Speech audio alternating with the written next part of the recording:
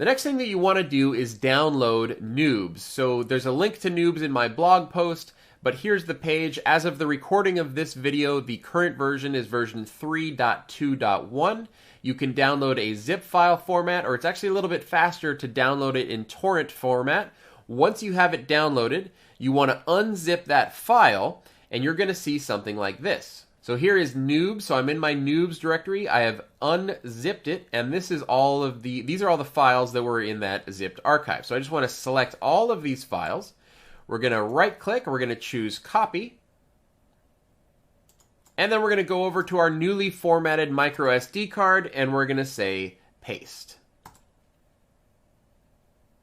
This is now going to copy the entire NOOBS OS over to the micro SD card. Once it has completed, we're going to take out the micro SD card and plug it into our Raspberry Pi. Raspberry Pi is all plugged in. We have our micro SD card ready to rock and roll. You basically just want to flip the Raspberry Pi over and stick the micro SD card into the slot here.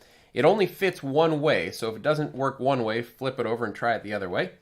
And then once everything is plugged in and ready to go, just hit your power button, and we should pretty immediately see our screen come alive here.